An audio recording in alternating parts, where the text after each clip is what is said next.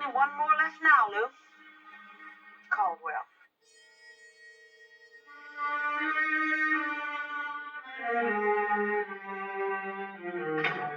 The suspect acknowledged that he understood his rights and that he would like an attorney present at all questioning. Officer Danko then remained with the vehicle, and Officer Owens and myself placed Mr. Franks under arrest and transported him to precinct headquarters. Officer Webster, knowing that the defendant was responsible for and fled from the scene of an accident that involved considerable injury, and in one case, loss of life, did you use any special methods in his apprehension? Nothing other than standard police procedure, sir. Did you at any time conduct a search of Mr. Frank's automobile? No, sir. I looked through the window at the interiors of the vehicle, saw nothing of a suspicious nature, so I didn't search it. Did anyone else search the automobile? No, sir. Thank you, Officer Webster. Just a minute, Officer Webster. Did you conduct a search of Mr. Frank's person? No, sir. Your Honor, I didn't. Did anybody? Prior to placing Mr. Franks in the patrol car, Officer Owens did. And did Officer Owens find anything? I believe that Officer Owens would be able to. Come, Officer Webster. Don't make us go through the trouble of bringing Officer Owens up here again. You observed the search. Now, did Officer Owens come up with anything? No, sir. Thank you, Officer Webster. You may step down.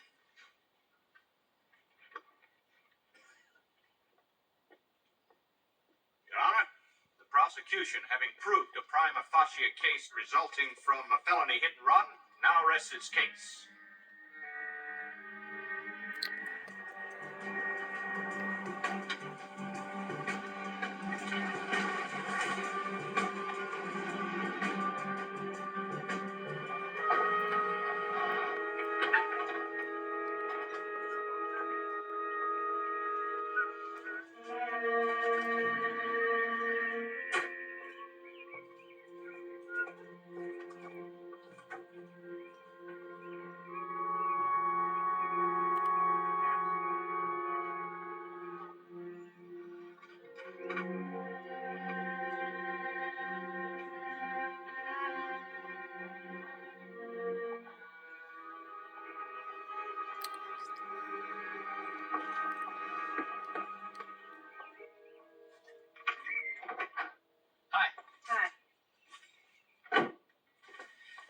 This wouldn't be a bad place to settle down. Those roses are coming along fine with their geraniums there. I got everything on the list, including the asparagus. I had trouble finding the razor blades. You know where they keep the razor blades? What about Caldwell? Oh, him. No trouble. He's going to be the easiest one of the lot. Don't ever say that. That's when you start making mistakes. This execution has to go off letter perfect, just like the others. Don't worry. I've covered everything. I have always had to worry, Lou.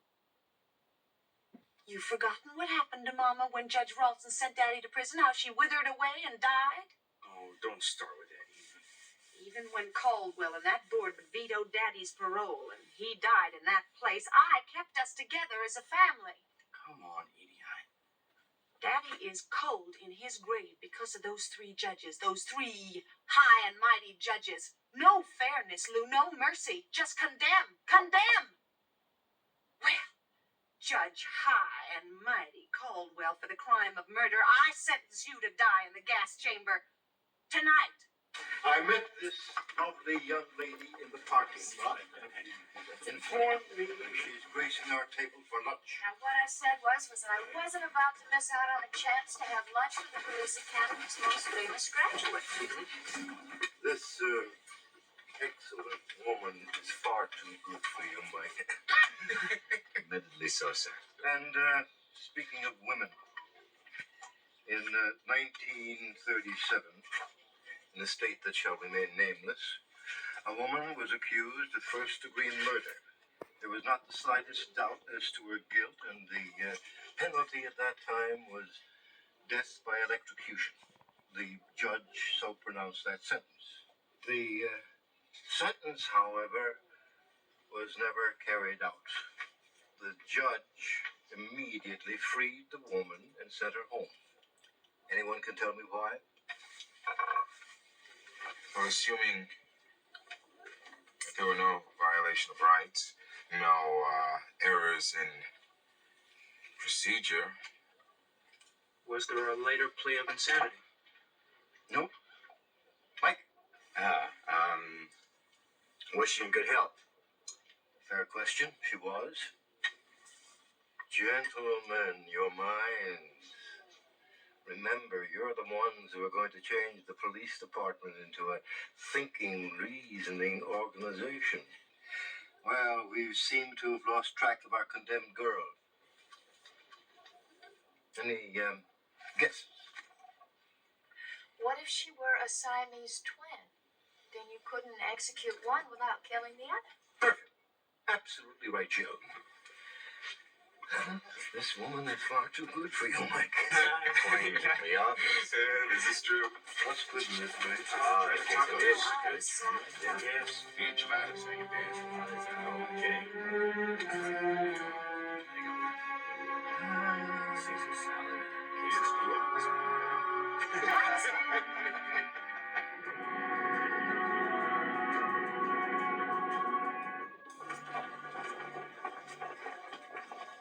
Owens or Webster, when you come in, please.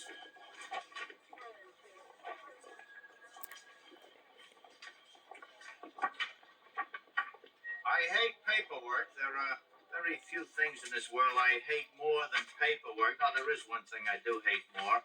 That is paperwork done incorrectly. Lieutenant. I have here in my hand a burglary report signed by you two gentlemen. And there is one very salient thing missing. Yes, I Do you mind, Owens? This really applies to Webster more than it does to you.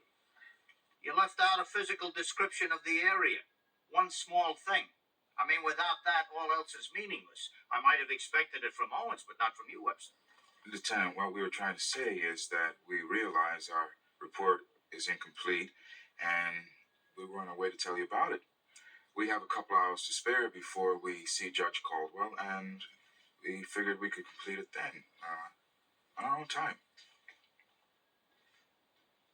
Did you hear that, Older? On their own time, not on ours. Well, thank you, gentlemen. You're dismissed. Thank you. Is the judge going to recruit the two of you for law school? He asked us to stop by and pick up some literature. Well, just get on this with a little speed, will you, please? I don't want to be the one that's responsible for you keeping the judge waiting. Yes, sir. You're a good person, Lieutenant.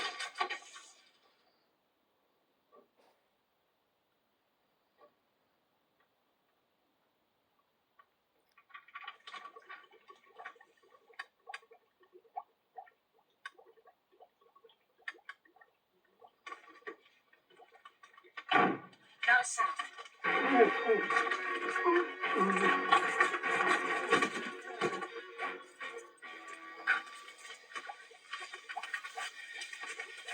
Go on, I'll take care of it from here. All right, listen. Remember, everything perfect. Yes, Edie.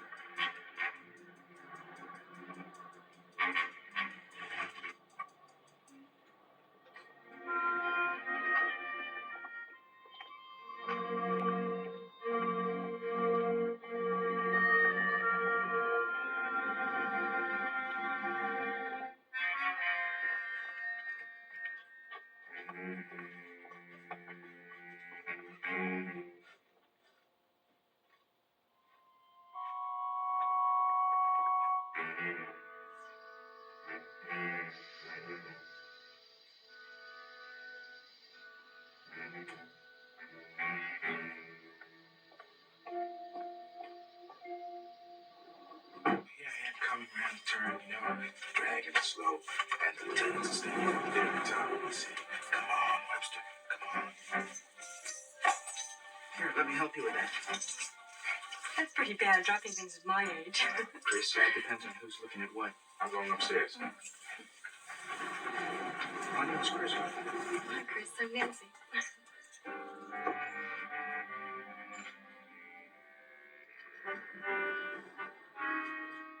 Evening. Evening, officer.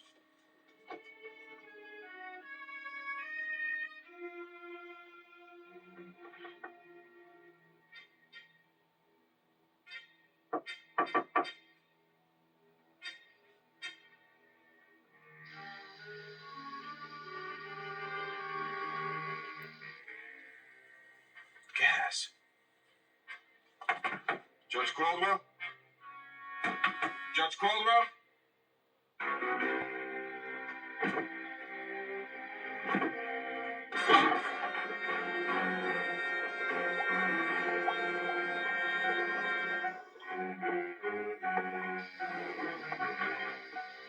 Terry?